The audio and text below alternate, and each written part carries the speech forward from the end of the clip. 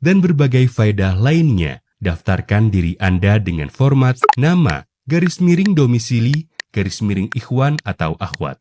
Kirim ke nomor 0811 225 1476. Hanya dengan Rp20.000 per bulan, Anda telah turut berpartisipasi dalam menyebarkan dakwah bersama Tarbiyah Sunnah. Barakallahu fikum.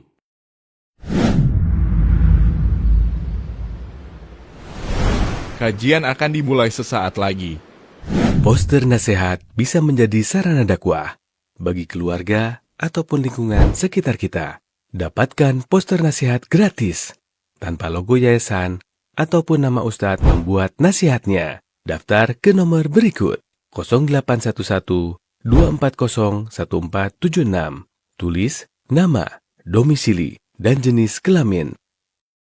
Download aplikasi Tarbiyah Sunnah di handphone Anda. Tersedia di Google Play dan App Store.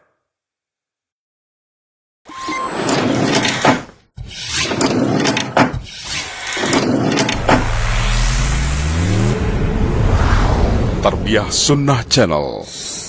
Lillah, nyunnah, merenah. Bismillah, assalamualaikum warahmatullahi wabarakatuh. Alhamdulillah, salatu wassalamu ala rasulillah wa ba'd. Hadirin rahimani wa rahimakumullah. Alhamdulillah, pada kesempatan Ahad 1 Zulqa'dah 1447 Hijriah atau bertepatan dengan tanggal 19 April 2026, alhamdulillah kita dapat berkumpul bersama-sama di tempat yang insya Allah akan membawa keberkahan kepada kita semua. Dan tentunya mari kita sama-sama menyimak tablik akbar bersama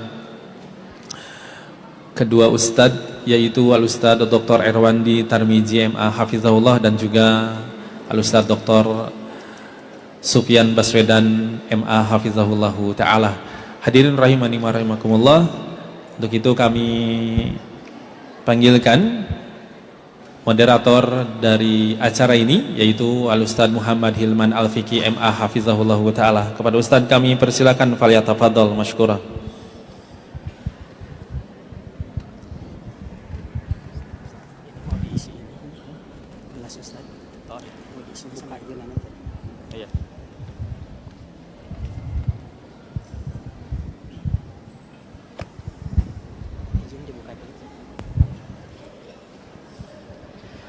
Assalamualaikum warahmatullahi wabarakatuh. Alhamdulillah hamdan katsiran tayyiban mubarakan fihi kama yuhibbu rabbuna wa yarda. Wassalatu wassalamu ala Rasulillah wa ala alihi wa ashabihi wa mawalaha ma ba'du. Alhamdulillah ikhwan wal akhwat rahimani rahimakumullah, di kesempatan kali ini, kesempatan yang insyaallah dimuliakan oleh Allah Subhanahu wa taala, kita dapat berjumpa bersama dan sekarang insyaallah adalah tablik akbar. Dan yang menjadi pemateri kali ini adalah guru kita semua, Al-Ustadz Dr. Erwandi Hafizahullahu Ta'ala. Demikian juga Al-Ustadz Dr. Sufyan Baswedan Hafizahullahu Ta'ala.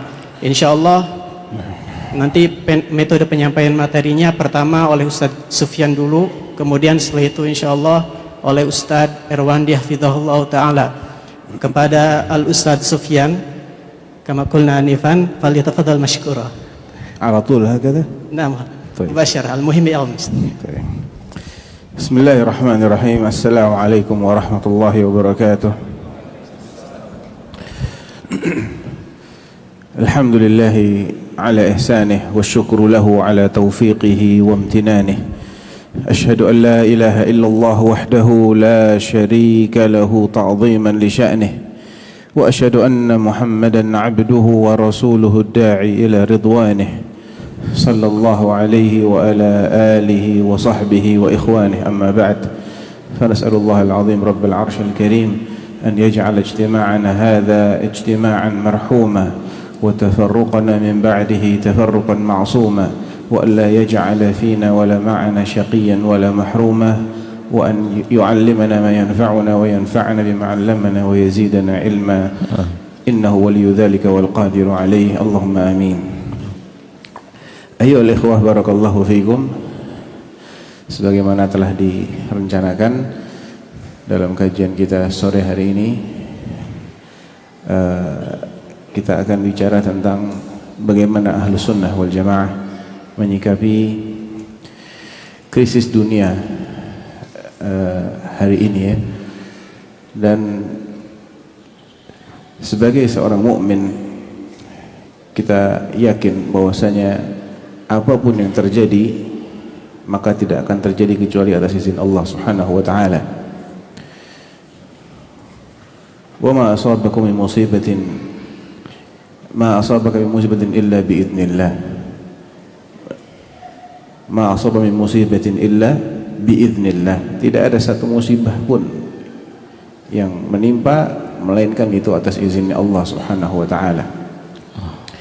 Ketika sesuatu sudah terjadi, berarti dia terjadi karena Allah mengizinkannya untuk terjadi. Dan dia adalah salah satu dari makhluk ciptaan Allah Subhanahu wa taala. Karena Allah mengatakan Allahu khaliqu kulli syai'. Di ayat yang lain, wa khalaqa kulla syai'in faqaddarahu taqdira. Allah adalah pencipta segala sesuatu. Allah juga berfirman yang artinya Dia yang menciptakan segala sesuatu dan menentukan kadarnya dengan sangat akurat. Ahlus Sunnah wal Jamaah meyakini tidak ada keputusan Allah, takdir Allah atau makhluk ciptaan Allah yang diciptakan sia-sia, tidak ada. Kalaulah sesuatu sudah diciptakan oleh Allah, maka pasti ada hikmah di balik penciptaannya.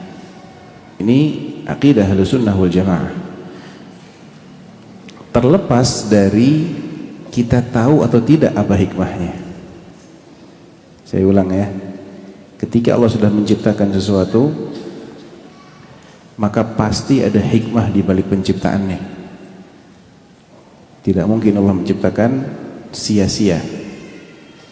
Ya. Wa ma khalaqnas samawati wal arda wa ma bainahuma la'ibin. Di surat Al-Anbiya Allah mengatakan, kami tidak menciptakan langit dan bumi dan apa yang ada di antara keduanya. Semua kejadian yang ada di dunia ini tidak ada yang luput dari cakupan ayat ini.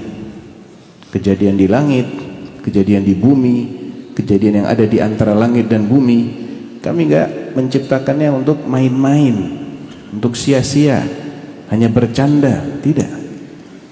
Ada hikmah di balik penciptaan itu semua, termasuk apa yang kita alami, apa yang terjadi di luar negeri, semuanya terjadi atas hikmah dari Allah Subhanahu wa taala, baik kita mengetahui ataupun tidak mengetahui. Karena atau berangkat dari sini, maka seorang mukmin harus pandai memposisikan dirinya ketika menghadapi hal-hal seperti ini, yaitu bagaimana agar kondisi-kondisi yang kita alami ini menjadi peluang kita untuk ibadah kepada Allah Subhanahu wa taala. Kalaulah itu musibah bagi sebagian orang, maka kaidah yang kedua yang perlu kita camkan di sini adalah tidak ada sesuatu yang 100% jelek. Tidak ada sesuatu yang 100% jelek, tidak ada baiknya sama sekali. Semua musibah yang kita hadapi atau dihadapi oleh saudara-saudara kita, ya, itu adalah musibah dari satu sisi, namun dari sisi yang lain itu adalah peluang seseorang mendapatkan ampunan dari Allah, peluang seseorang mendapatkan pahala yang besar apabila dia sikapi dengan sabar, peluang seseorang mendapatkan kedudukan yang tinggi. Ya, Nabi SAW bersabda, ma yusibul mu'mina min hammin wala ghammin wala nasabin wala wasabin hatta syawkata yushakuha illa kaffarallahu biha min khatayah. Tidaklah seorang mukmin Ini hanya berlaku bagi mukmin ya. Kalau bukan mukmin tidak akan mendapatkan apa yang dijanjikan dalam hadis ini. Tidaklah seorang mukmin tertimpa ham. Apa itu ham? Ham itu sesuatu yang dia takutkan akan terjadi atas dirinya di masa depan. Bagaimana nanti kalau saya di PHK? Ini pabrik sudah pada bangkrut, banyak memulangkan karyawannya.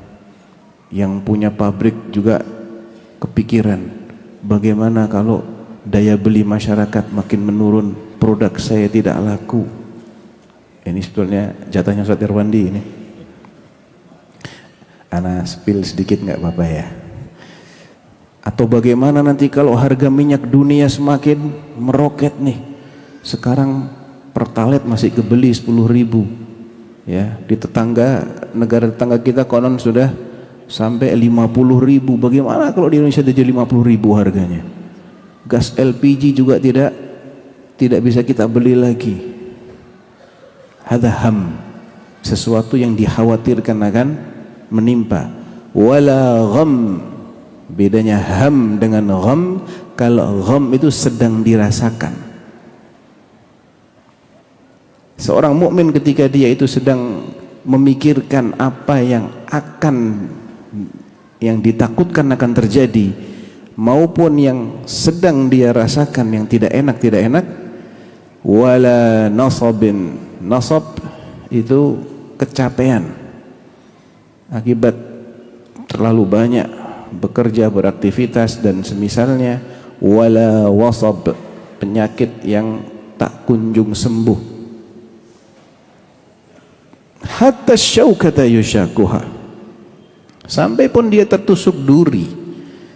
Jadi semua hal yang tidak menyenangkan, baik hal-hal yang besar sampai hal-hal yang terkecil sekalipun, kalau dia beriman, nah ini hebatnya orang beriman nih, illa kafarallahu biha min khataya, semuanya menjadi peluang untuk menggugurkan dosa-dosa ya ikhwah. Berarti Allah sayang gak sama kita? Sayang. Makanya Allah kasih kita peluang-peluang untuk supaya dosa kita berkurang, karena banyak di antara dosa-dosa ini yang tidak pernah kita sadari. Betul apa tidak? Antum bisa menyebutkan berapa banyak dosa yang antum berbuat hari ini?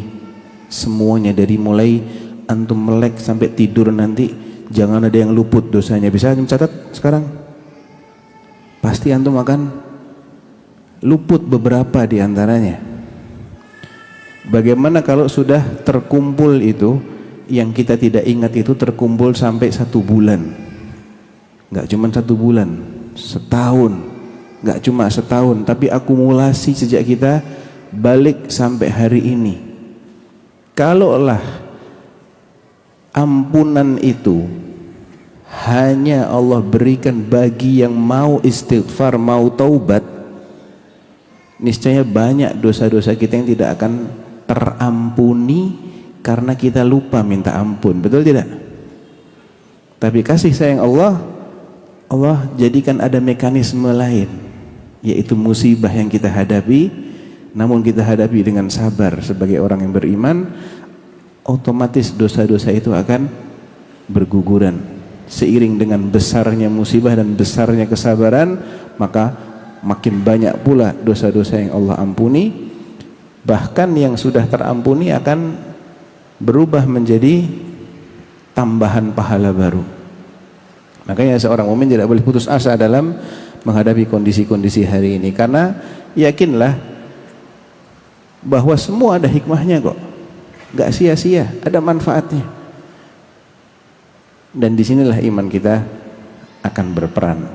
Kalau kita tidak punya iman, pasti akan stres, pasti akan depresi, tertekan, karena dia bingung, masa saya harus menghadapi ini semua? Saya sudah berusaha, tapi kok tidak terwujud. Depresi dia. Tapi kalau seorang mukmin, dia serahkan. Yang penting saya sudah bersikap sesuai dengan tuntunan syariat. Apa yang Allah takdirkan nanti, ya Allah Maha tahu. Pasti ada hikmah di balik situ.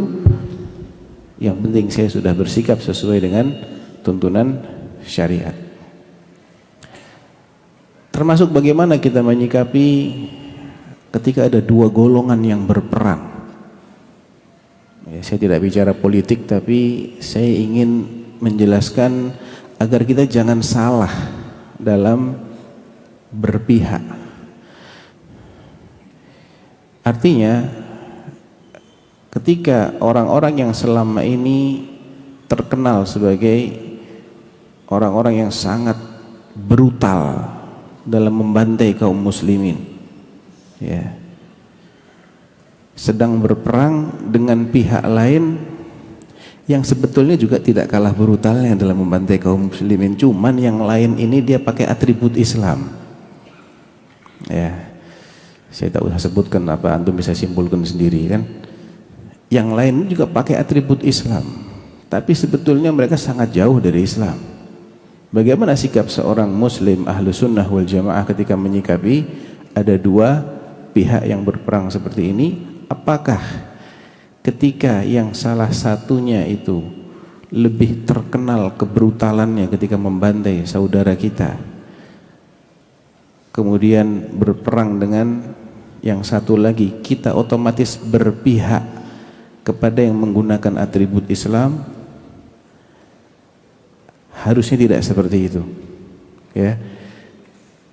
Namun kembalilah kepada penilaian ahlul ilm, para ulama, karena mereka lebih memahami dalil-dalil, dan jangan kita menilai hanya berangkat dari berita-berita yang tersebar di media massa, ya. Apalagi sekarang pemberitaan itu sangat simpang siur, makin kita simak makin bingung kita. Namun kaidah umum dalam hal ini adalah bahwa ahlul batil itu mungkin saja berperang dengan ahlul batil yang lain, dan kita tidak harus berpihak kepada siapapun, ya. Kita tidak harus berpihak kepada siapapun, kecuali kalau kita mengetahui bahwa salah satu dari mereka lebih dekat kepada kebenaran. Ya. Pun demikian, jangan sampai dukungan kita ini menjadi sebab tersebarnya kebatilan mereka. Ini sebagian orang ketika ingin membela, dia membela dengan ikut mempromosikan ajaran Syiah, yang itu merupakan ideologi resmi dari negara, salah satu dari negara yang sedang bertikai hari ini, ya. Nah, ini adalah sikap yang melampaui batas. Nabi SAW saat beliau sedang di Makkah, terjadi peristiwa kalahnya Romawi oleh Persia,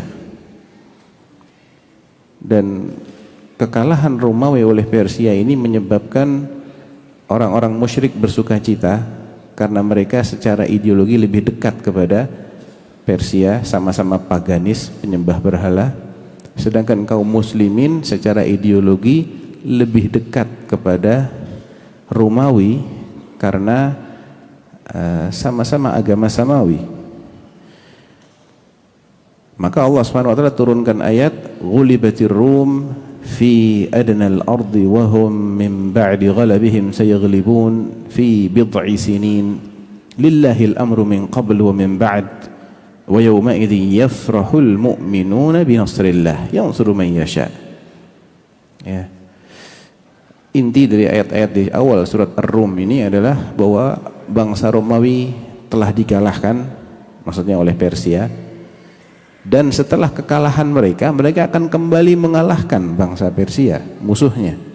Kapan?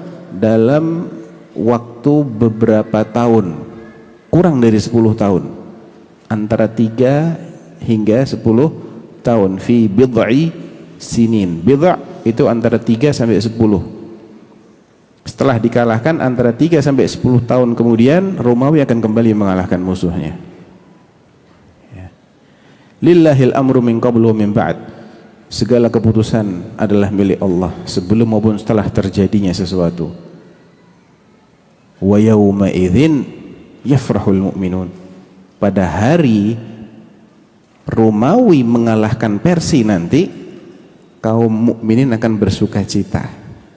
Artinya boleh kita ini bersuka cita dengan kemenangan orang kafir atas atau kelompok kafir atas kelompok kafir yang lain yang kita anggap kekafiran mereka itu lebih ringan, ya, daripada kekafiran musuh yang dikalahkannya. Boleh, namun tidak berarti kita kemudian membela kekafiran itu. Tidak berarti kita membela kebatilan dan ikut menyuarakan kebatilan yang ada pada mereka, apalagi sampai mengatakan oh mereka nggak kafir. Wah, ini nggak benar ini, ya. Oleh karena itu jangan kita terbuai oleh media massa, oleh kampanye mereka, ya. Ikuti bagaimana sikap para ulama Ahlus Sunnah wal Jamaah, dan mereka telah menjelaskan bagaimana hakikat Syiah Rafidhah, yang itu adalah agama resminya Iran, walaupun selalu mereka tutup-tutupi, ya. Rafidhah itu tidak pernah mereka ini berjuang untuk Islam, tidak pernah. Justru Syekhul Islam Ibn Taimiyah mengatakan dimanapun mereka didapati, mereka selalu berkolaborasi dengan musuh-musuh Islam untuk melawan Ahlus Sunnah wal Jamaah, ya. Dan boleh jadi apa yang sekarang sedang dialami oleh pemerintah Iran itu adalah hasil dari kezaliman mereka yang terselubung selama ini, yang banyak tidak diketahui oleh kaum muslimin, ya. Bagaimana mereka memelihara milisi-milisi yang kemudian mereka sebarkan di negeri-negeri Ahlus Sunnah, di Suriah, di Lebanon, di Yaman, ya, di Irak, yang menimbulkan jatuhnya korban dari kalangan muslim Ahlus Sunnah yang jumlahnya jauh lebih besar daripada jumlah saudara-saudara kita di Gaza yang dibantai oleh Zionis. Dan Islam itu tidak membedakan, ya ikhwah, darahnya orang Gaza, Palestina dengan darahnya orang Suriah, dengan darahnya orang Yaman, dengan darahnya orang Irak, dengan darahnya orang Lebanon. Selama mereka muslim, Nabi mengatakan al-muslimuna tatakafa'u dima'uhum. Darah mereka setara semua, nggak ada yang darahnya lebih mahal. Jadi jangan dianggap kalau yang dibunuh itu orang Palestina itu jahat berarti yang bunuh. Tapi kalau yang dibunuh orang Irak atau orang Lebanon nggak terlalu jahat, nggak, sama aja. Muslim mau dimanapun, hatta muslimnya di Iran sekalipun, hatta muslimnya di saya tidak akui Israel, ya, saya bilang di Palestina, dia muslim, dia dibunuh, sama saja nilainya di mata Allah Subhanahu wa taala. Al-muslimun tatakafa'u dima'uhum, ya. Nah, ini yang kadang oleh media massa itu ingin di framing, diputar balikkan, seakan-akan yang jahat itu hanya yang membantai yang ada di Palestina. Tapi kalau dia menyebabkan terbantainya ratusan ribu, bahkan mungkin jutaan Ahlus Sunnah di negeri-negeri yang lain, secara tidak langsung dia bukan penjahat, ya. Nah, ini jangan sampai kita lupa dengan bagaimana sepak terjang Rafidhah selama ini, dan itu semua didukung oleh negara yang sekarang sedang berperang dengan Israel dan Amerika. Terus kesimpulannya gimana, Ustadz? Kita senang kalau dua-duanya hancur. Yang penting kaum muslimin nggak jadi korban, itu aja, ya. Dimanapun kaum muslimin berada, mau dia berada di Iran, mau dia berada di Palestina, mau berada di Amerika, mau berada di negeri manapun, kita sedih ketika mereka yang jadi korban. Namun kita bahagia ketika mereka terselamatkan dan musuh-musuh mereka yang mengalami musibah, ya. Dan jangan sampai kita membenarkan kebatilan hanya karena pengikut kebatilan itu sedang berperang dengan musuh kita semua, ya. Yang batil tetap batil, tidak akan berubah menjadi hak, ya. Walaupun dia sedang berperang dengan musuh kita semua. Jadi itu mungkin sedikit muqaddimah dari saya pribadi terkait dengan bagaimana kita menyikapi krisis yang sedang dialami oleh dunia saat ini, dan adapun hal-hal yang berkaitan dengan problematika ekonomi maka itu adalah jatahnya Ustadzuna Ustadz Irwandi. Barakallahu fiik. Tafadhal Ustaz. Ya, jazakumullah khairan katsiran kepada Ustadz Dr. Sufyan Baswedan hafizahullah taala yang telah memberikan fawaid ilmiah terkait dengan bagaimana sikap kita terhadap keadaan kita kali ini di zaman ini. Dan untuk selanjutnya agar tidak berpanjang kalam, kami haturkan kepada Ustaz Dr. Irwandi Tarmidzi hafizahullah taala untuk memberikan ilmu yang sangat berharga terkait dengan bagaimana sikap kita dalam keadaan konflik di zaman ini. Falyatafaddal mashkura. Ya. Itu masih kosong, mungkin ikhwan yang di belakang. Baik, kepada ikhwan yang masih baru datang dan berada di pintu depan, di sebelah kiri podium, di sebelah kiri tempat posisi depan kiblat itu masih kosong, bisa langsung masuk saja ke depan. Jadi sebelah kiri kita masih terlihat kosong. Silakan bagi yang berdesakan di pintu masuk masjid bisa langsung masuk saja ke depan. Dan juga bagi ikhwan yang berada di posisi jalan akses untuk menuju depan, mohon diberikan jarak jalan agar yang baru datang dapat masuk ke daerah yang bagian depan masjid sebelah kiri. Jazakallahu khair. Assalamualaikum warahmatullahi wabarakatuh. Alhamdulillahirabbil alamin. Wassalatu wassalamu ala nabiyyina Muhammadin wa alihi wa sahbihi ajma'in wa ba'd. Efek dari eskalasi di negara Teluk terasa sampai ke kita. Semua antum tahu penyebabnya. Tapi apa yang harus kita lakukan menghadapi kondisi ini? Dan kondisi harga barang-barang kebutuhan naik, ini bukan sesuatu hal yang baru. Dari masa Rasulullah SAW pun sering terjadi, di mana harga makanan melonjak, makanan pokok melonjak tinggi akibat terjadinya gagal panen. Lalu otomatis harga tinggi. Para sahabat ekonomi rendah mendatangi Rasulullah SAW, meminta kepada Rasulullah SAW, ya Rasulullah, sa'ir lana. Ya Rasulullah, buatkan harga, tetapkan harga makanan pokok. Karena dengan kondisi ini tidak tahu kedepannya makin naik, sedangkan kemampuan daya beli kami tidak bertumbuh seperti kenaikan harga barang. Apa yang dijawab oleh Rasulullah SAW?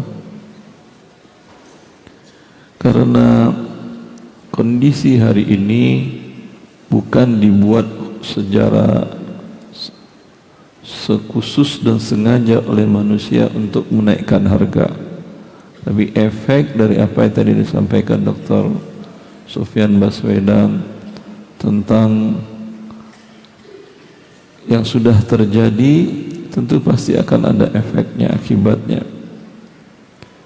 Maka beda halnya kasusnya kalau memang sengaja dibuat, ditimbun barang dan seterusnya. Ini tidak. Maka Rasulullah SAW mengatakan, Innallaha huwal qabidu huwal basitu. Allah lah yang membentangkan rezeki hasil panen raya, Allah lah yang menahan panen raya tidak jadi. Kemudian beliau mengatakan, wa inni la uridu an alqallaha wa alayya mazlamatun li ahad, dan aku tidak ingin bertemu dengan Allah sedangkan aku ada dosa menzalimi siapapun juga. Artinya permintaan para sahabat ekonomi lemah tadi akan menimbulkan kezaliman kepada para pedagang. Ya, memang stok mereka stok lama, betul. Tapi ketika harga bukan mereka yang merekayasa sehingga naik, memang Allah yang menentukan, maka ini saatnya mereka mendapatkan keuntungan yang besar. COVID-19 terjadi, kita tahu bisnis alat kesehatan, apotek, obat-obatan untungnya tidak besar karena sudah dipatok harganya oleh regulator.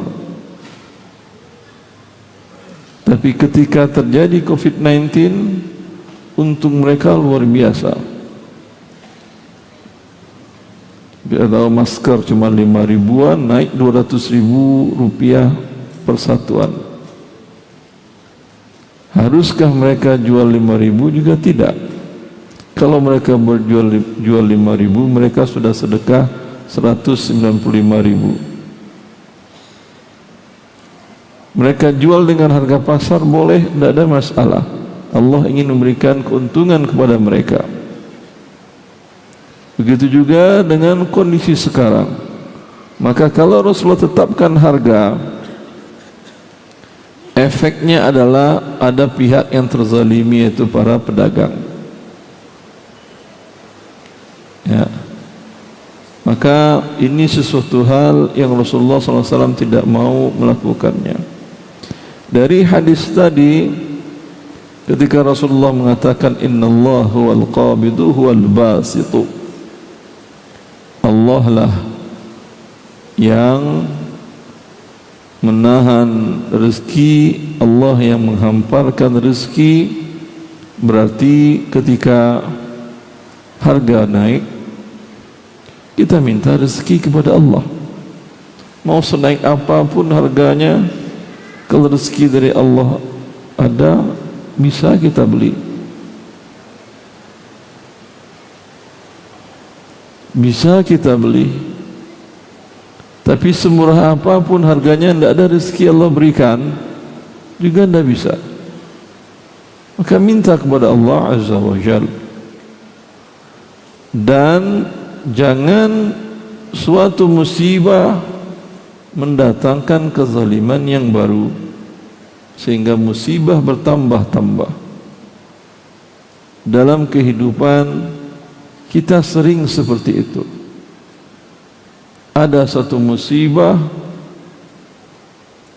lalu kita menyikapinya tidak sesuai dengan syariat Allah, sehingga menimbulkan musibah yang baru lagi, dan terkadang lebih besar.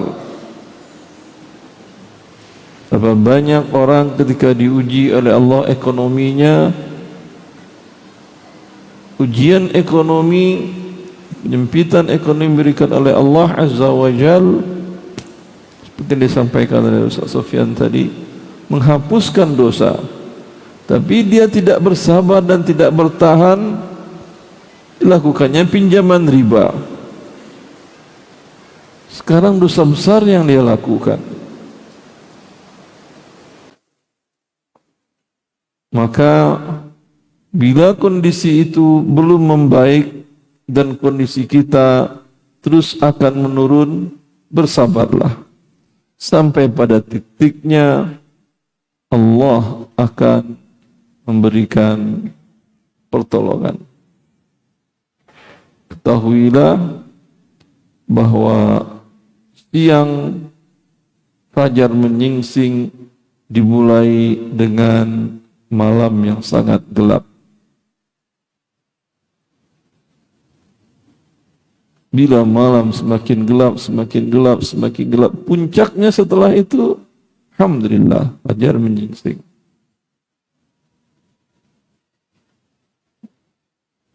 Apapun yang menimpa kita, ada bengkak, ada apa, pertama berasa dikit, mengecil, membesar, habis itu alhamdulillah. Ada orang yang bisa bertahan bersabar, selamat dia. Sehingga ini menjadikan musibah ini betul-betul seperti yang dikatakan oleh Rasulullah, disampaikan Dr. Sofyan tadi, itu betul menghapus dosanya. Ada orang yang tidak bersabar menerima musibah tadi, sehingga sakit banget ini, ya udah, daripada sakit ya udah sekalian saya potong aja. Mending besar sekalian sakitnya daripada sakit kecil. Biar hilang rasa sakitnya, yang kecil tadi diberikan yang besar. Dia tidak bisa bersabar sehingga gagal dia dalam menghadapi kehidupan sunnah kauniyah di atas muka bumi ini. Wabillahi taufiq. Alhamdulillah. Jazakumullah khairan katsiran kepada Ustaz dan Al-Fadil Ustaz Irwandi Tarmidzi hafizahullah taala yang telah memberikan faedahnya. Dan untuk selanjutnya dipersilakan kepada Bapak Ibu yang hendak menanyakan suatu persoalan terkait dengan apa yang tadi dibahas dengan melalui tulisan di secari kertas, dan bisa nanti diestafetkan ke depan, dan juga jangan lupa disertakan namanya kalau ada, sehingga nanti apabila ada pertanyaan yang memang sukar untuk dipahami maksudnya, bisa langsung ditanya kepada yang bertanya. Baik, Seserah antum mudir kabir. baik, syukran. Baik.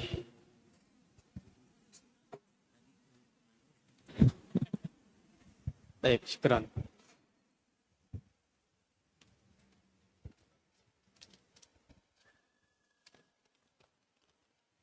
Baik, afwan sebelumnya tadi saya belum memberikan aba-aba untuk segera mengirimkan surat. Karena terburu-buru ya, kita bersemangat ingin cepat-cepat mendapatkan ilmu dari beliau-beliau ini, dan alhamdulillah ternyata udah baru sampai nih tulisan-tulisan pertanyaannya. Ada yang bertanya? Kita lanjut nanti terus ini aja. Kita lanjut aja. Assalamualaikum warahmatullahi wabarakatuh. Pertanyaan kepada Ustadz Irwandi Tarmidzi hafizahullah ta'ala. Saat ini salah satu usaha ana adalah menjual alat olahraga dengan sistem PO, di mana pembeli melunasi terlebih dahulu, baru ana pesankan melalui online website dari luar negeri, yang mana pengiriman memakan waktu 3-4 pekan. Apakah sistem berjual seperti ini diperbolehkan dalam syariat? Terima kasih Ustaz. Barakallahu fiik. Masya Allah. Ada namanya Bai'ul Mawsuf fi Dhimmah.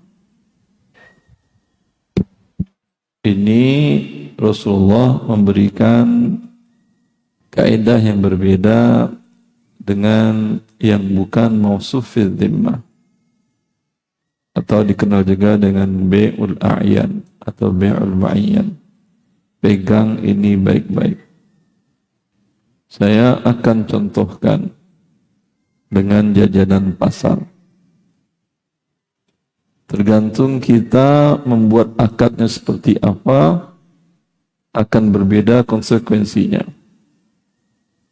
Andai di sini ada jajanan pasar macam-macam, antum sebutinlah namanya, anak tak terlalu hafal. Onde-onde, klepon segala macam ada. Masya Allah. Lalu saya bilang ke penjualnya, Pak, ini 15 biji, Pak, yang ini 20, ini 21 nih. Ya, berapa harganya? Sekian. Ini dinamakan Bai'ul A'yan. Harus barang ini dimiliki dia atau orang mewakilkan ke dia. Mewakilkan umpamanya dia konsinyasi, nerima barang dari orang lain, silahkan jualkan, nanti dari kami sekian, kau terserah jualkan berapa, ya, habis berapa kita hitung. Berarti dia dapat taukil, dia menerima kuasa jual. Jelas, ini harus dimiliki. Ada kemudian saya datang, ya, saya datang, barang-barang tidak ada, belum ada. Saya mau buru-buru, saya tahu dia jual jajanan pasar. Pak, ya, saya beli apa, klepon, spesifikasi klepon jelaskan ya, manis, apalagi warnanya hijau pandan, itu tuh ada gula di dalamnya, gula Jawa, terus ditutupi dengan kelapa. Enggak perlu juga saya sebutkan rinci. Klepon tahu kan Pak? Iya, klepon.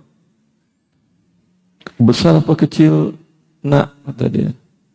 Yang besar berapa, yang kecil berapa? Yang kecil sekian, besar sekian. Udah yang besar. Berapa kotak, atau berapa tusuk, atau berapa bungkus? 20. Lalu ongol-ongol kan nggak ada, kan kosong. Ongol-ongol sekian. Saya jelaskan ongol-ongol itu ini terbuat dari ini dan seterusnya. Semuanya saya spesifikasi. Hitung Pak berapa? Sekian. Ya, nanti saya ambil jam 9 ya Pak. Siap nak. Saya kasih uang yang disebut dia 250.000. Barang sudah dimiliki oleh penjual? Belum. Ya. Dua-dua akad ini boleh. Yang pertama bolehnya udah selesai. Memang sudah milik dia atau dia sudah terima kuasa jual. Yang kedua kenapa boleh? Karena disifati dalam tanggungan. Kan disifati dan dia akan menghadirkan. Ternyata suppliernya tidak masuk hari ini, dia cari dari yang lain. Dan diperkirakannya gampang.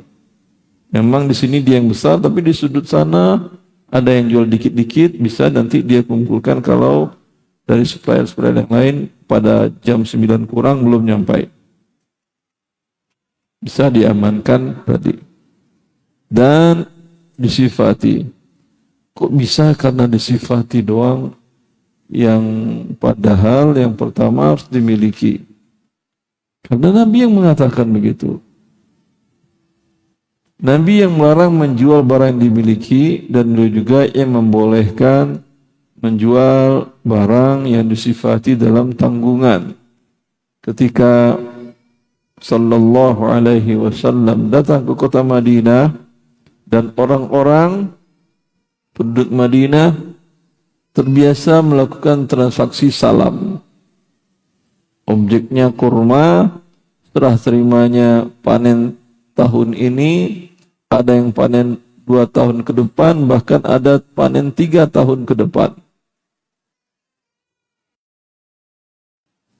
Yang 2 tahun ke depan, sekarang sudah ada putiknya atau belum?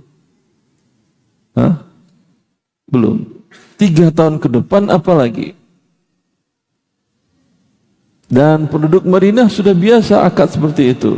Lalu Rasulullah SAW mengarahkan, man aslama fi syai'in falyuslim fi kailin ma'lumin wa waznin ma'lumin ila ajalin ma'lum. Siapa yang membuat akad salam, serahkan uangnya di majlis akad, sehingga muncul kaidah tidak boleh transaksi hutang dengan hutang. Ini objeknya kan hutang, tidak tunai. Kemudian uangnya juga entar sore atau besok setelah bisa majelis, berarti hutang dengan hutang. Rasulullah syaratkan di waktu itu. Kemudian ukurannya harus jelas, spesifikasinya harus jelas. Jelasnya sampai ke tahap detail. Kurma, banyak jenis kurma.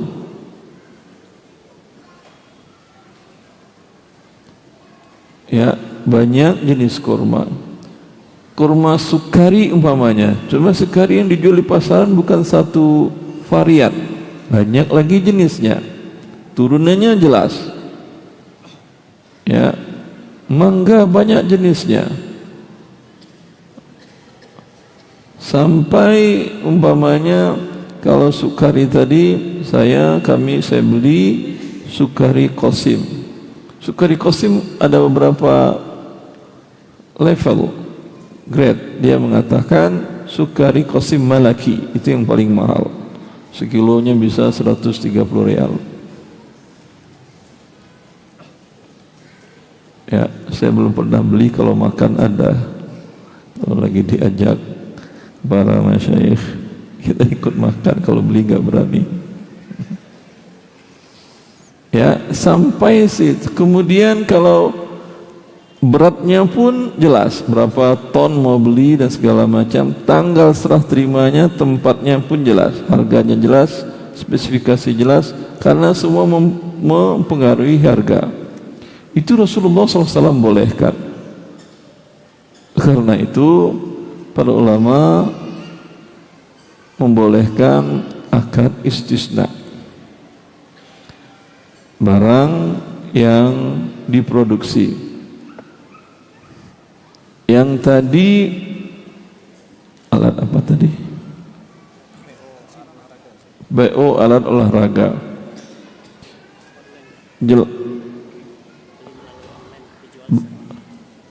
Dijual secara online. Dijelaskan spesifikasinya. Alat olahraga kan banyak, yang untuk kaki, yang untuk tangan, untuk kepala, kaki, tangan, kepala, paha, badan, semuanya ada macam-macamnya kan ya. Mau yang mana? Dijelaskan. Setelah itu kualitasnya kualitas berapa? Mau yang asli, mau yang kualitas 2 atau segala macam, dijelaskan. Fungsinya masing-masing dijelaskan, sehingga ya tidak akan terjadi ribut nantinya. Harganya disepakati, serah terimanya ini boleh, walau barang belum dimilikinya, tapi perkiraan ada, di produsennya ada, atau dia custom pun ke produsen sana ada. Wabillahi taufiq. Sedikit mungkin tambahan dari pertanyaan barusan, Ustaz. Ini yang menjualnya itu secara online, tapi belum ada barangnya, Ustaz. Belum punya barang, jadi beliau langsung membeli nanti dari luar negeri, begitu. Apakah termasuk Saya jelaskan tadi cara menjualnya seperti apa.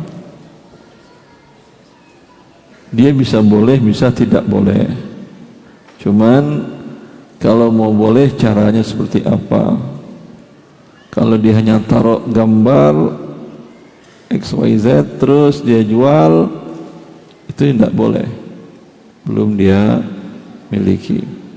Tapi kalau dia jelaskan spesifikasi dan diperkirakan sesuai spesifikasi itu, bisa dia dapatkan di beberapa negara produsen, tidak ada masalah. Sama Anda pesan nasi goreng, sudah ada atau belum? Namanya kan PO nasi goreng. Tidak bisa kita makan nasi goreng karena belum dimiliki, karena yang dimiliki baru bahan baku. Tapi kan Anda beli dengan spek kan ya, lalu diolahnya kan ya, boleh. Alhamdulillah, mau online mau offline boleh. Jazakumullah khairan katsiran kepada Ustaz Al-Fadil.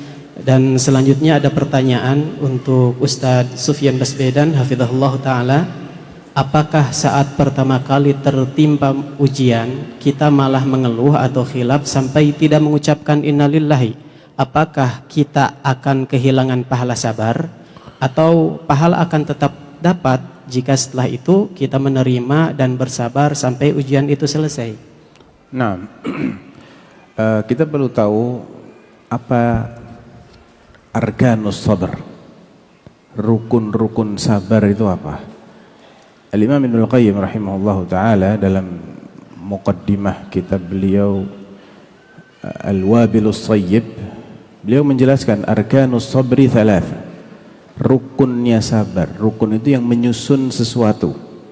Rukunnya Islam berarti yang menyusun Islam. Rukunnya iman yang menyusun iman. Rukunnya sabar berarti yang menyusun sabar. Kalau ketiga-tiganya ini ada, barulah dikatakan dia itu orang yang sabar. Yang pertama adalah habsul lisan an at-tasakhut ala aqdarillah, menahan lisan kita dari perkataan-perkataan yang sifatnya tidak terima terhadap takdir Allah, terhadap musibah ini.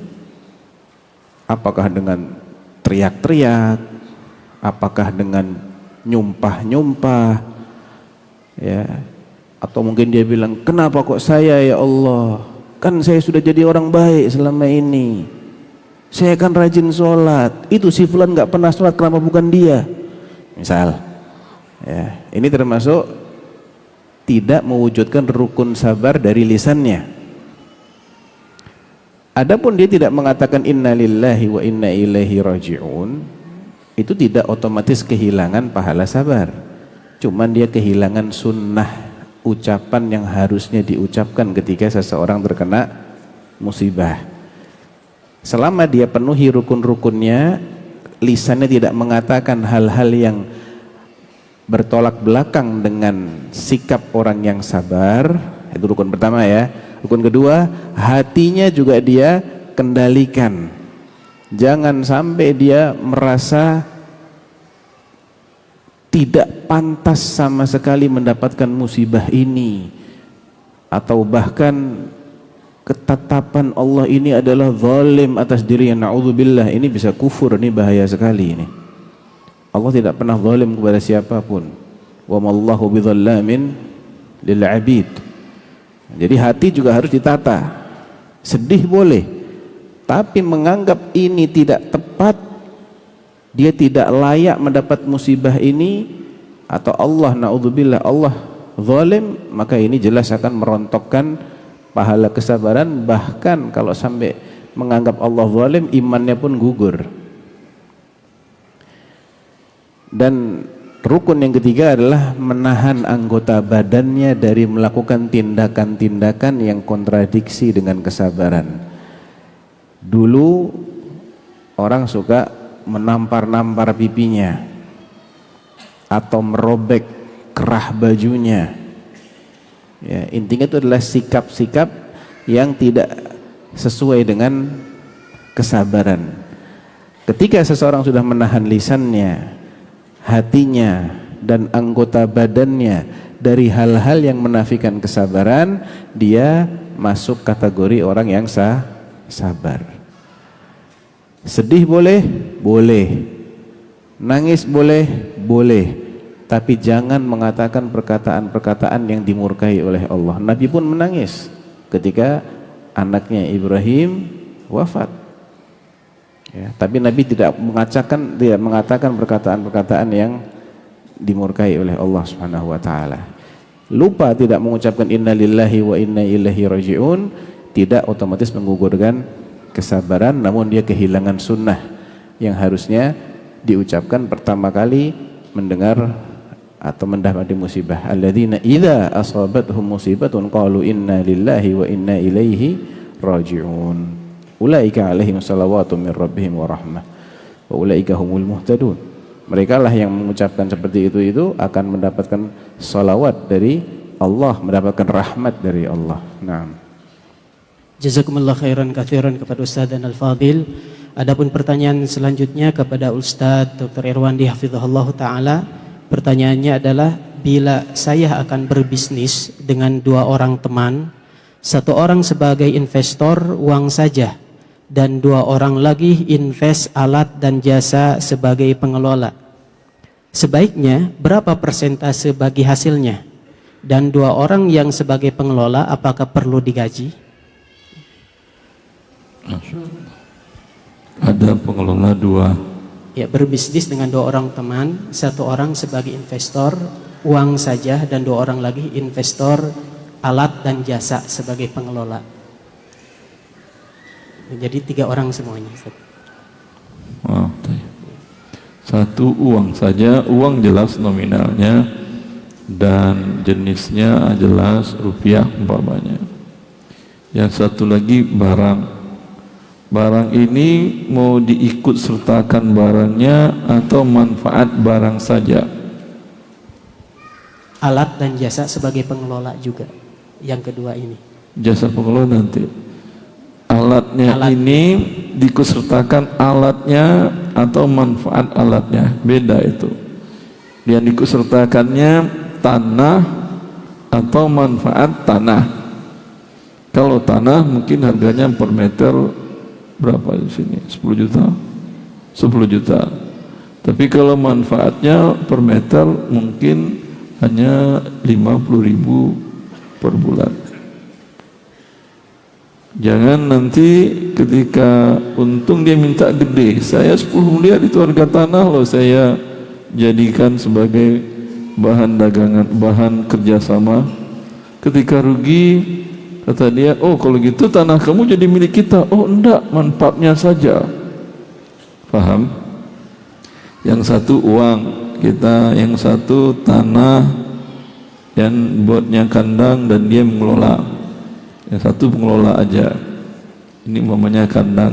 Kalau ada awal Zulhijjah berarti 2 bulan.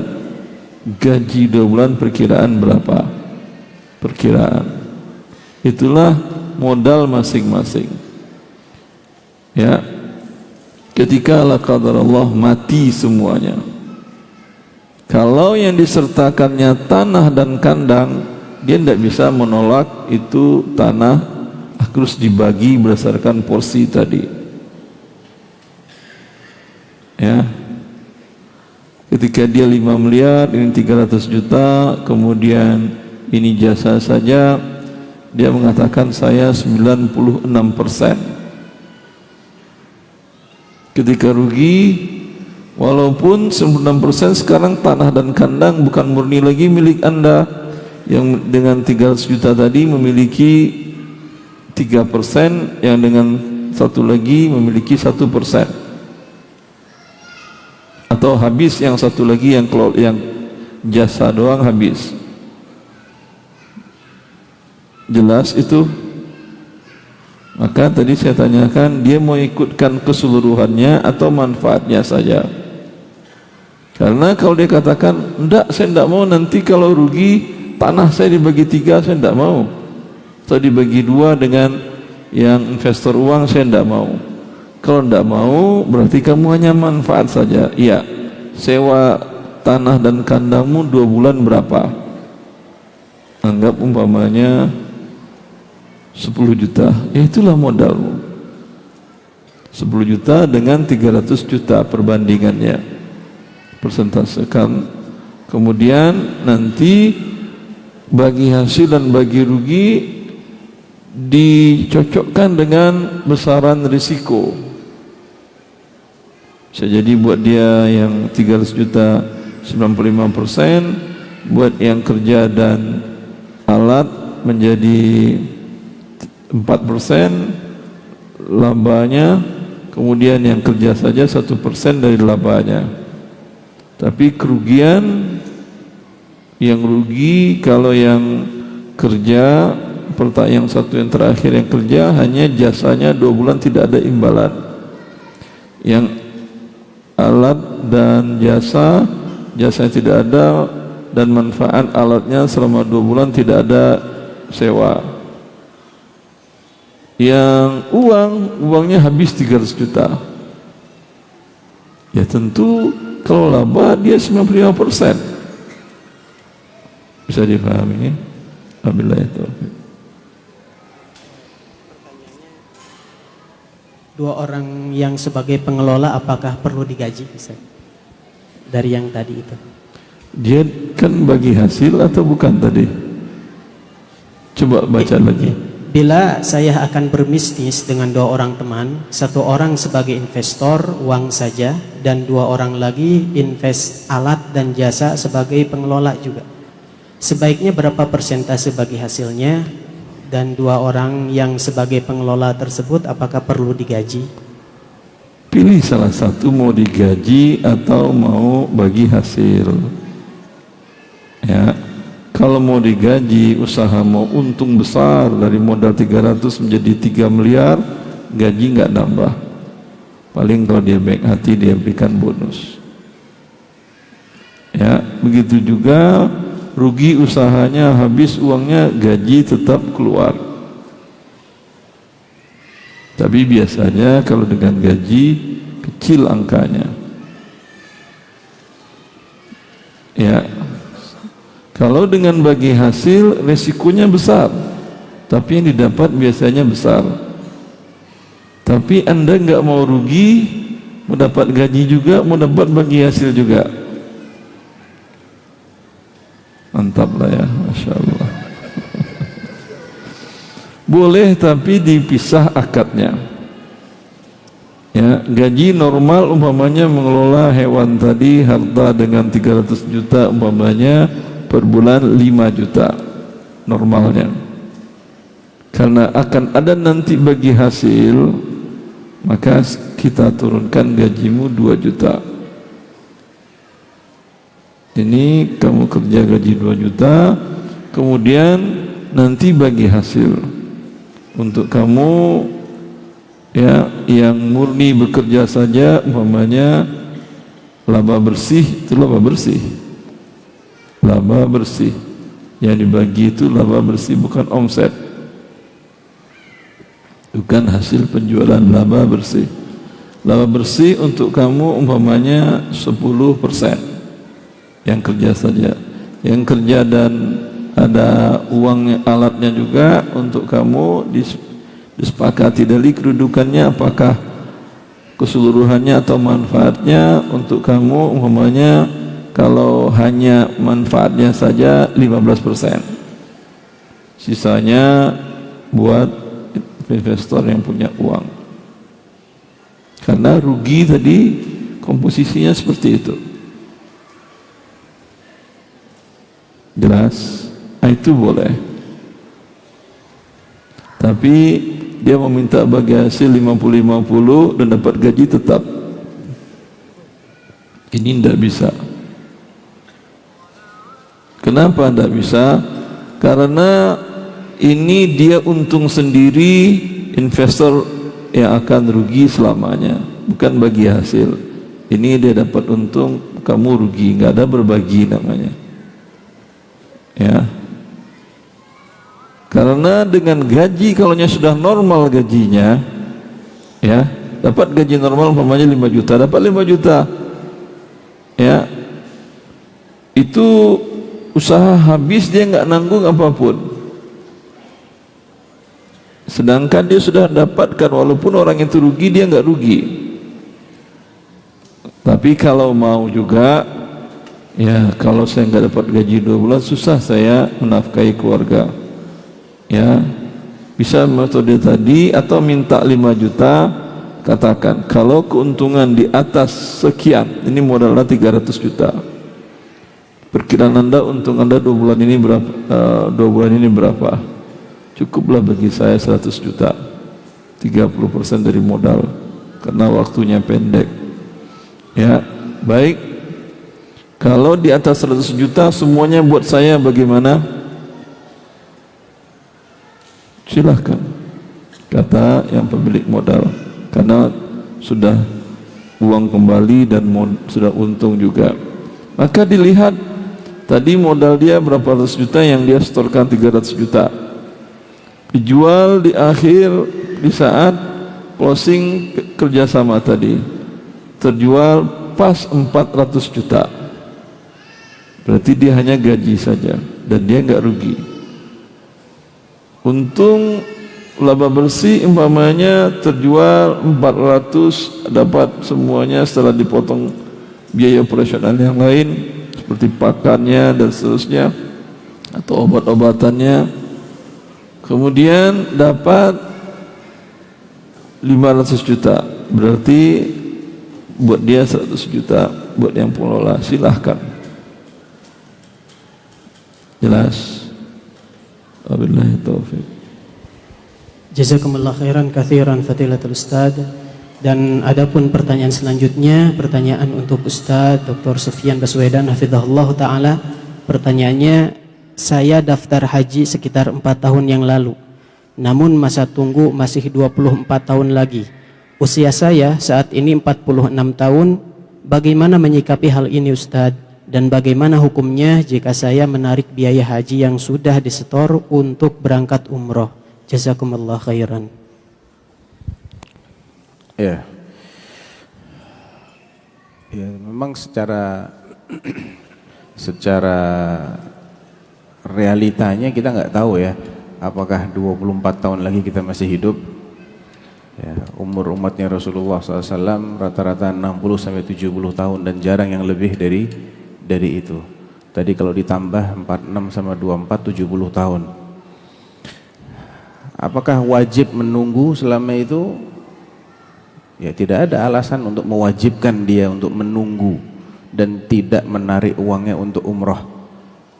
Apalagi kalau merujuk kepada madhabnya Imam Syafi'i dan madhabnya Imam Ahmad, bagi orang yang belum pernah umroh, maka umroh yang pertama itu wajib. Ya, umroh yang pertama itu wajib.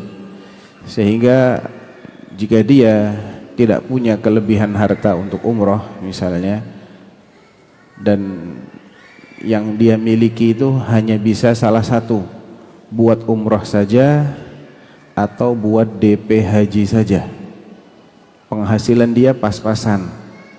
Kalau untuk DP haji ya sudah, selama belum dapat penghasilan lain dari arah yang lain, ya selamanya dia hanya akan bisa mencicil untuk haji yang itu Allahu a'lam kapan dia akan bisa, apakah bisa akan mencapai ataukah tidak akan mencapai waktu itu. Sedangkan jika dia tarik kemudian dia pakai untuk umroh, maka dia akan bisa segera berangkat umroh. Bila kondisinya seperti ini, maka tidak mengapa dia tarik untuk umroh terlebih dahulu. Dan jika suatu saat Allah berikan rezeki yang membuatnya dapat untuk mendaftar haji lagi, atau mungkin tidak harus haji kuota tapi bisa haji yang tidak harus haji reguler yang lama, bisa haji plus yang lebih singkat, maka dia bisa memilih untuk mendaftar ulang ya. Nah, wallahu a'lam. Jazakumullah khairan katsiran Ustaz. Dan untuk pertanyaan selanjutnya, muwajjahun ila Ustaz Irwandi Tarmizi hafizahullah taala.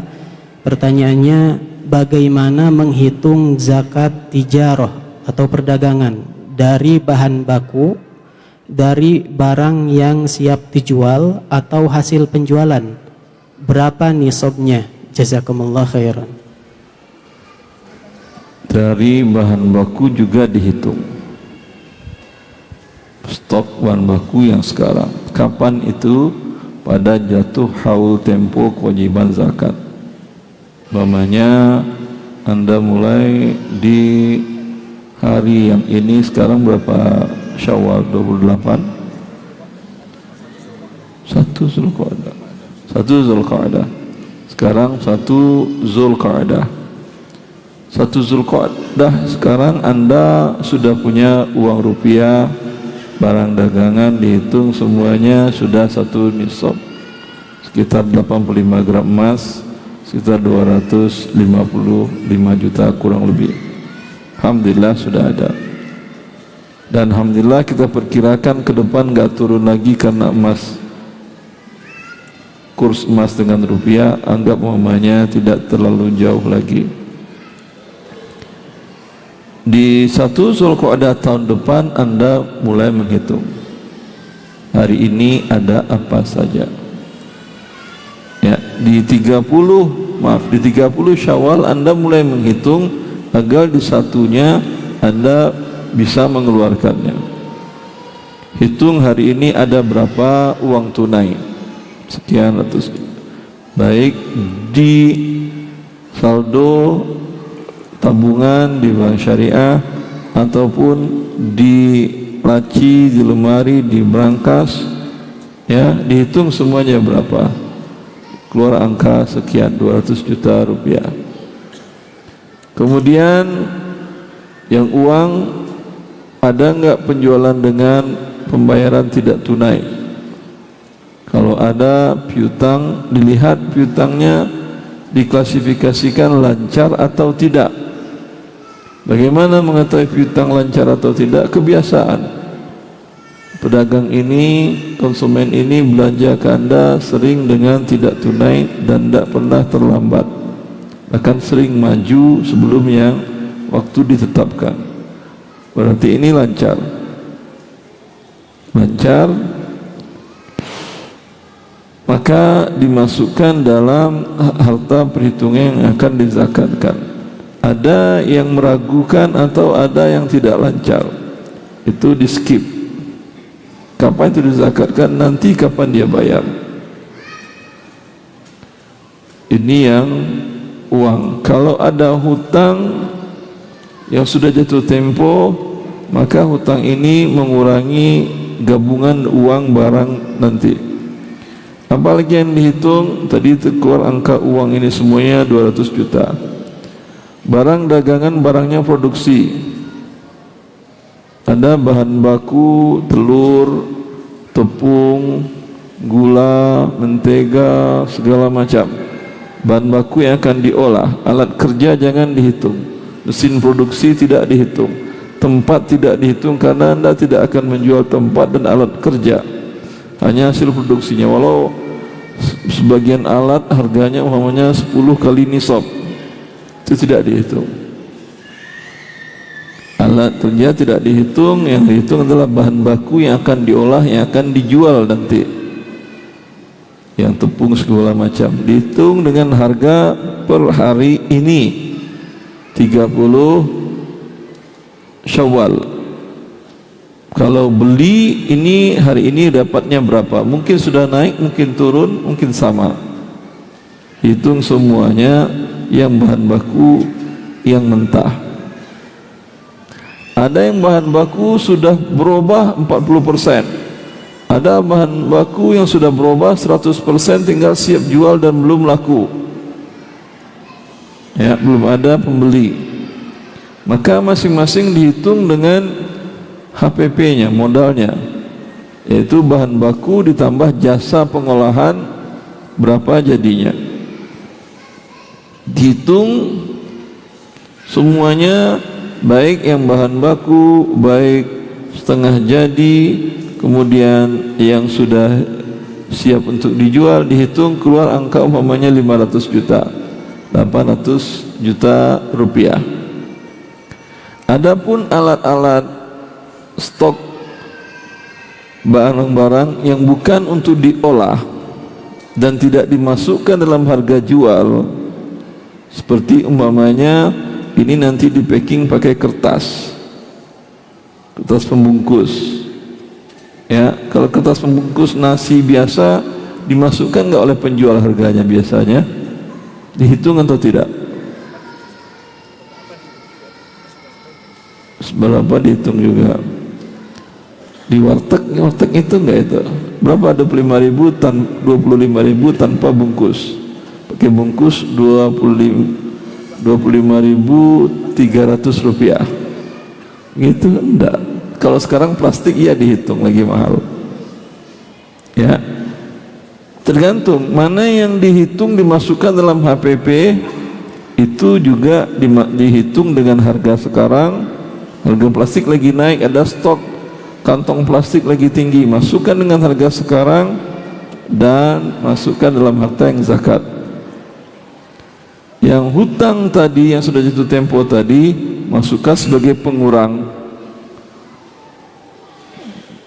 Harta zakat dikurang kewajiban hutang, hasilnya itu yang dikali 2,5%. Nisabnya 85 gram emas. Emas berapa karat?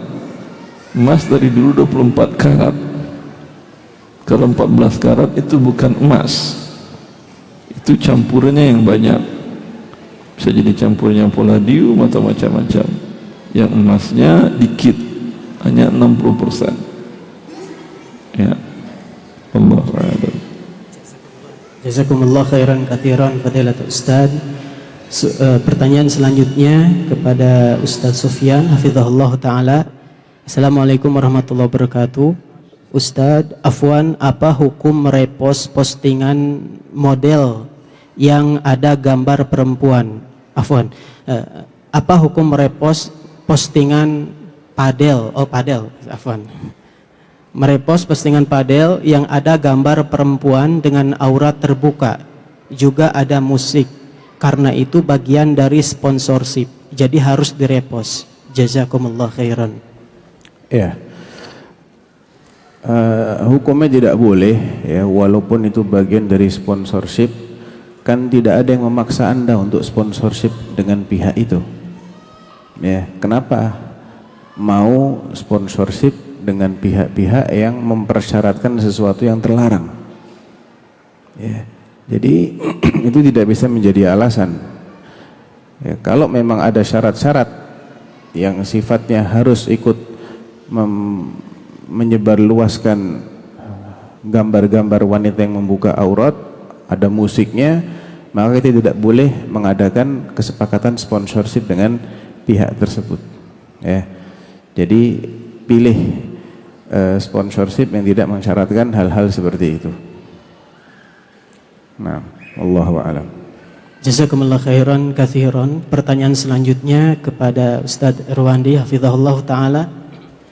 Pertanyaannya, bismillah, afwan Ustaz, izin bertanya, saya menunggu Ustaz datang ke Bandung untuk bertanya ini.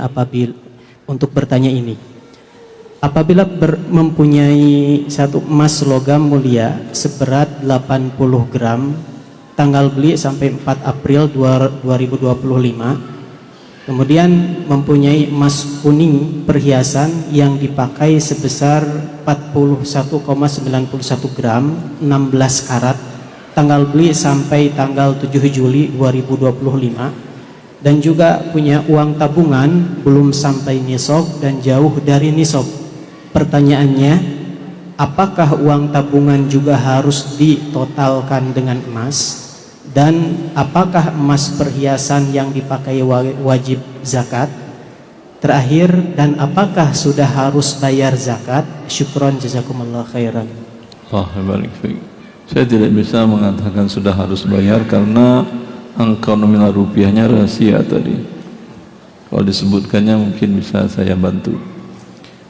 Yang emas logam mulia 80 gram belum sampai nisab. Kalau uangnya di 4 April itu juga bisa menggenapkan 5 gram sisanya, maka itu sudah mulai menghitung haul di 4 April 2025. Maka 4 April kurang 11 hari 2026. Kapan itu berarti? 4 kurang 11 tanggal 23 Februari. 23 Februari harusnya Anda berzakat. Kalau rupiah yang tadi tidak disebutkan nominalnya senilai atau lebih 5 gram emas pada waktu 24 Februari 2026. Emas yang dipakai menurut pendapat Syafi'iyah dan banyak majami' al-fiqhiyah, lembaga-lembaga fikih Islam internasional menguatkan mazhab itu, emas yang dipakai oleh perempuan tidak ada zakatnya karena dia adalah pakaian. Ya, bagi perempuan emas yang dipakai itu lebih penting dari mobil Anda. Mobil Anda mungkin 3 kali nisab, tapi tidak ada zakatnya karena barang pakaian. Rumah Anda mungkin 30 nisab, tapi tidak ada zakatnya karena barang dipakai. Ya, kasihanlah perempuan cuman kecil di badannya, mau Anda wajibkan zakat? Tidak ada kewajiban zakat, kecuali dia beli tujuannya bukan untuk dipakai, untuk disimpan, untuk jadi uang, buat butuh dia jual. Tapi kalau niatnya dipakai, ternyata ada kebutuhan dia jual, tidak ada masalah.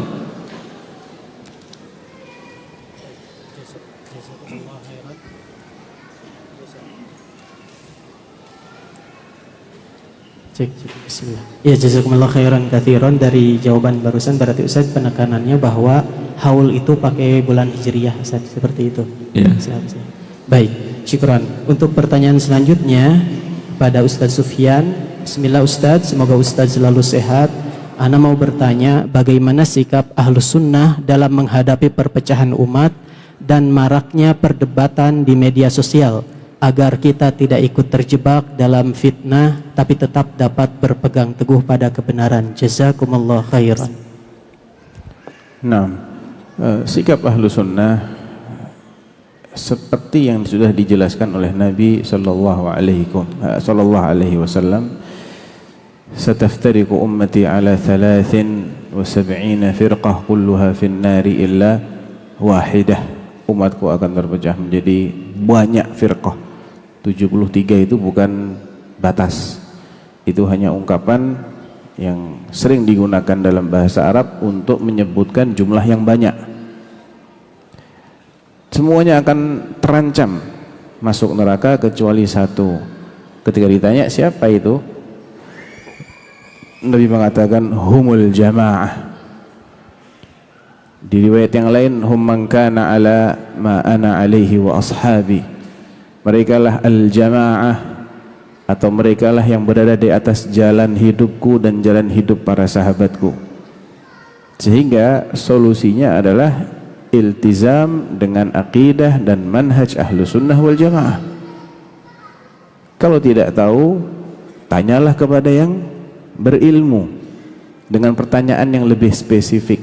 Tadi pertanyaannya umum, ya, fitnah yang seperti apa yang dimaksudkan, antara siapa dengan siapa, ya, misalnya antara ahlu sunnah dengan syiah rafidhah, ya udah jelas berpihak kepada ahlu sunnah. Antara ahlu sunnah dengan liberal, ya udah jelas tokoh-tokoh liberal jangan pernah didengar pendapatnya, jangan pernah dibaca tulisannya, isinya syubhat, nggak ada isinya, nggak berisi ilmu. Tapi kalau diantara orang-orang yang sepintas mirip, sama-sama pakai dalil Quran, sama-sama pakai dalil hadis, sama-sama mengutip perkataan para ulama, kok beda pendapat? Nah, kalau Anda adalah seorang awam ya, tidak memiliki basic ilmu, maka sikapnya adalah mencari siapa di antara dua yang berbeda pendapat ini yang paling alim dalam masalah itu. Misal ada perbedaan pendapat dan itu mungkin sempat diviralkan di sosmed antara pendapatnya Syekh Ibn Utsaimin misalnya dengan Syekh Al-Albani rahimahumullahu jami'an dalam suatu masalah, misalnya itu adalah masalah fikih. Syekh Ibn Utsaimin bilang begini, Syekh Al-Albani bilang sebaliknya. Bingung kita ikut siapa? Kalau kita adalah orang awam, maka kita harus bertanya siapa yang paling mendalam dalam ilmu fikih di antara dua ulama ini. Dua-duanya ahlus sunnah.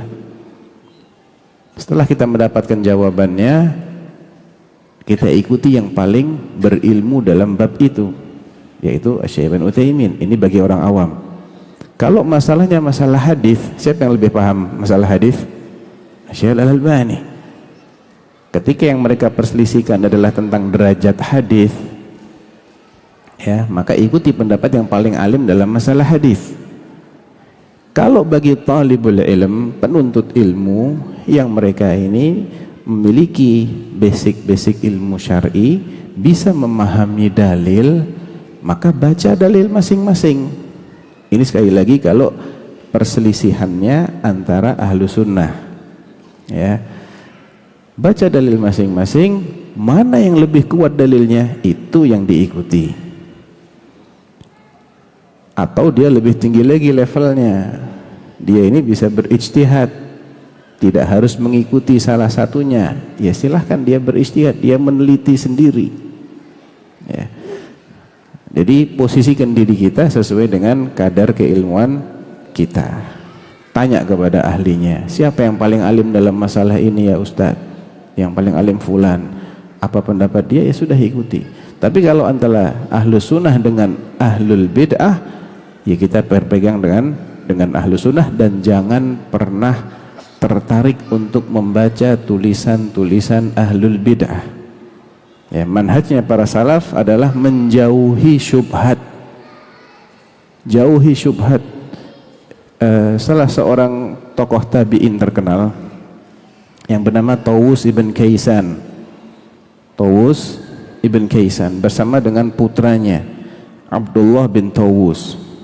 Suatu ketika, ini imam ahlu sunnah, imam top di antara a'imah ahlu sunnah di masa tabi'in. Ada seseorang yang ingin menukil ucapan Najdah bin Amir. Najdah bin Amir ini salah satu tokoh kelompok Khawarij, ya. Ada satu orang ingin menukil ucapannya Najdah bin Amir di hadapan Tawus dan putranya. Datang dia, inna Najdata yaqulu kadza wa kadza wa kadza. Belum selesai ini bicara, Tawus langsung menyumbat telinganya dan dia perintahkan anaknya, ya bunayya usdud udhunaika wa ahkim. Nak, sumbat telingamu erat-erat, jangan sampai kedengaran syubhatnya Najdah bin Amir. Ini madhabnya salaf seperti ini. Kalau kita bisa menghindar dari syubhat, hindari syubhat, ya. Kalau enggak sengaja terkena syubhat, setelah berusaha menghindar, segera cari penawarnya, tanyakan kepada ahlul ilm, bukan tanya sama temen, bukan tanya sama ChatGPT, Gemini, sama AI. Jangan, tanya kepada alim yang masih hidup, yang paling berilmu, yang bisa antum tanya.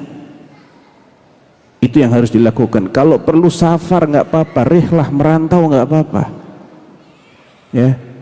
Jangan pernah merasa berat untuk mencari penawar syubhat apabila terlanjur terkena syubhat, karena mempertahankan iman itu lebih penting daripada mempertahankan yang lain-lain. Ini iman ini bisa rusak kalau kena syubhat, dan iman itu adalah modal kita yang paling mahal.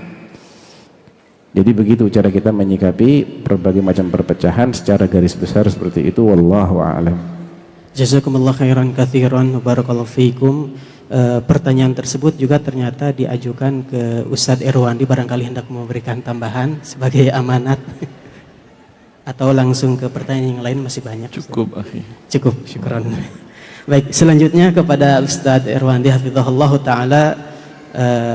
Assalamualaikum warahmatullahi wabarakatuh. Pada kondisi saat ini, jika kita mencoba untuk membeli rumah dengan cara cicilan, apakah bisa kita memilih program dari bank syariah, atau adakah rekomendasi lembaga untuk program cicilan rumah di Indonesia yang sesuai syariah? Kenapa harus pakai lembaga? Kalau pakai lembaga itu timbul hutang, ya. Dan hutang Nabi SAW berlindung darinya kepada Allah. Anda ingin ngejar hutang, Nabi berlindung, Anda ingin kejar. Jangan, sesuaikan kemampuan Anda. Tidak bisa beli rumah, ada lahan, beli lahan dahulu. Kalau DP-nya ada lebih 50% untuk lahan, ya aman untuk berhutang 50% sisanya. Karena bila terjadi sesuatu, hasil penjualannya bisa menutupi hutang Anda. Selanjutnya bayar terus, nanti Allah bukakan rezeki yang baru, diberikan Anda untuk beli semen, beli bata. Kapan saya punya rumah, Ustaz? Keong aja Allah kasih rumah ke badannya, saya belum. Jangan suzon kepada Allah. Ya, jangan. Tidak ada pernah Allah mewajibkan kita untuk memiliki rumah, memberikan tempat tinggal untuk diri kita dan anak istri. Iya, wajib bagi bapak-bapak laki-laki. Tapi kan bisa jadi tempat tinggal itu didapat dengan orang tua memberikan fasilitas, silahkan dipakai sampai Allah beri rezeki buat rumah sendiri, atau dengan disewa, atau dengan dikontrak. Alhamdulillah, tidak sulit di muka bumi Allah ini. Jangan persulit diri kita. Wabillahi taufiq. Jazakumullah khairan katsiran fadilatul Ustaz. Untuk pertanyaan selanjutnya, pertanyaan terakhir barangkali karena tablik akbar kita sampai 5:30. Di sini ada pertanyaan satu lagi, ya, ahsanallahu ilaikum Ustaz, untuk Ustaz Sufyan Baswedan hafizahullah taala, izin bertanya, sebagai manusia dan juga muslim, kemana dan di mana kita harus berdiri terhadap konflik Iran dan Israel? Kita saat ini hanya menutup diri, disibukkan ibadah pribadi. Sedangkan setiap peradaban bahkan negara selalu diperjuangkan melalui peperangan atau jihad. Lalu bagaimana kita mengusahakan negara Islam sedangkan kita hanya fokus pada diri sendiri? Afwan. Seperti itu. Baik. Pertama kita harus tahu bahwasanya dua-duanya ini yang sedang berkonflik ini, dua-duanya memusuhi Islam. Ya, cuma bedanya apa? Yang satu mengatasnamakan Islam. Atas nama itu bukan untuk kepentingan Islam. Ya, sehingga antum tidak harus berpihak kepada siapa-siapa. Doakan saja semua yang memusuhi Islam dihukum dengan hukuman yang setimpal oleh Allah. Dan doakan agar kaum muslimin tidak menjadi korban dari perang mereka ini. Terus kita harus bagaimana? Lah antum bisa apa? Antum bisa apa di sini? Kalau antum nggak bisa kecuali sekedar mendoakan, yaitu kewajiban antum. Ya, doa itu bukan sesuatu yang remeh, tidak. Doa itu adalah ibadah. Ad-du'a'u huwal ibadah, kata Rasulullah SAW. Sesuatu yang sangat erat sekali kaitannya dengan tugas utama kita sebagai makhluk ciptaan Allah yang diciptakan untuk ibadah. Antum bisa mengajak kaum muslimin untuk mendekatkan diri kepada Allah, semakin bertakwa, karena kita sudah mulai merasakan dampaknya dari perangnya orang-orang yang dua-duanya adalah musuh Islam ini. Mereka yang perang, mereka yang bom-boman, mereka yang blokir-blokiran, kita yang kena getahnya kan. Tapi ini juga ada hubungan dengan dosa kita. Wa ma asabakum min musibatin fabima kasabat aydikum wa ya'fu an katsir, kata Allah Subhanahu wa taala. Musibah apapun yang menimpa kalian itu ada hubungan dengan perbuatan kalian. Sikap kita bagaimana? Taubat kepada Allah. Jangan merasa nggak salah apa-apa. Banyak kesalahan kita. Jauhnya kita dari aturan Allah. Tercemarnya, ternodanya tauhid kita. Jauhnya kita dari sunnah Rasulullah. Masih terjerumusnya kita dalam muamalah-muamalah yang diharamkan. Ini semua adalah bagian dari musibah.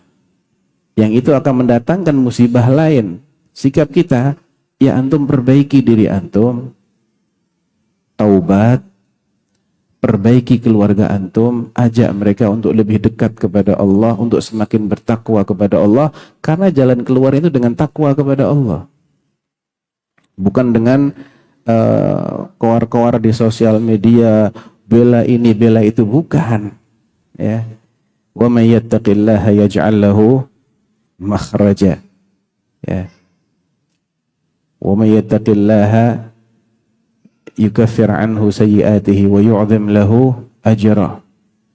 Siapa yang bertakwa kepada Allah dikasih jalan keluar, dikasih rezeki dari arah yang tidak terduga-duga, ya, dimudahkan urusannya.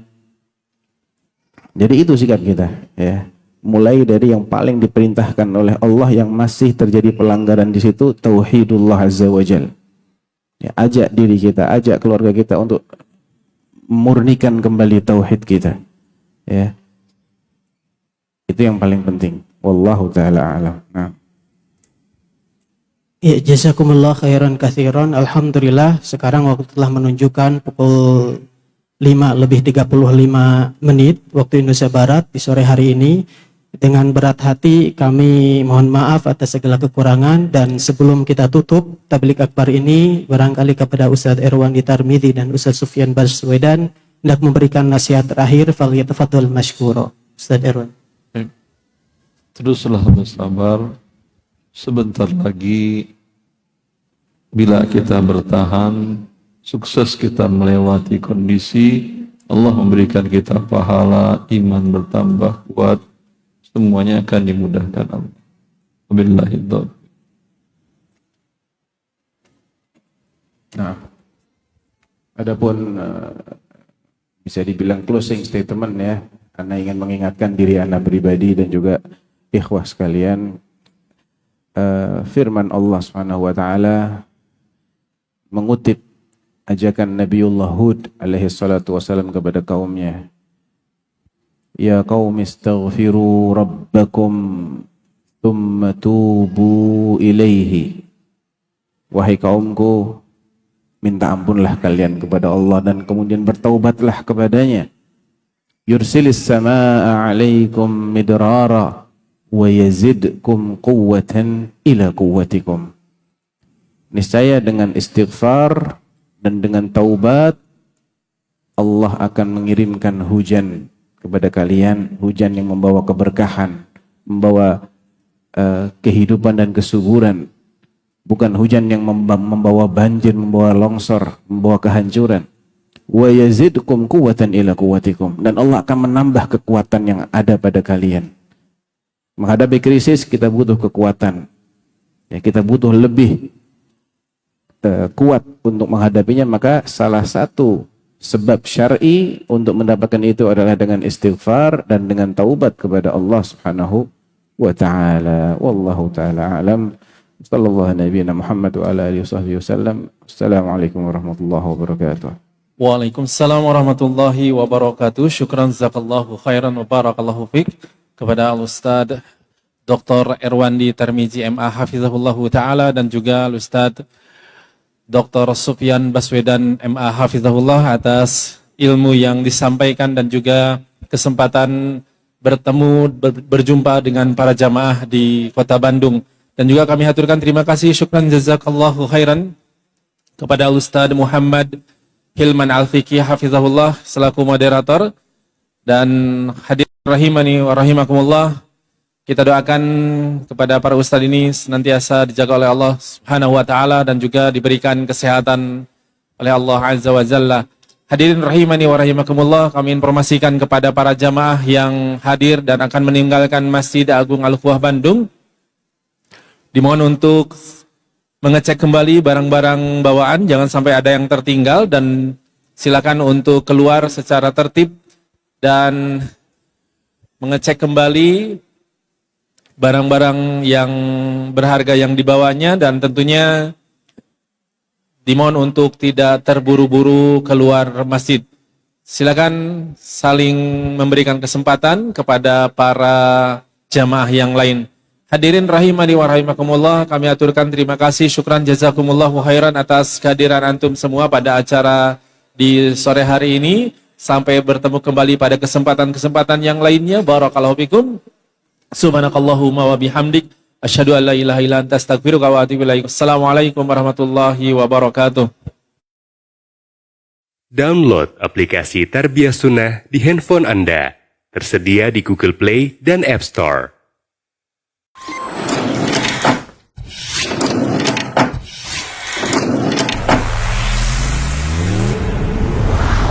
Tarbiyah Sunnah Channel. Lillah Nyunnah Merenah.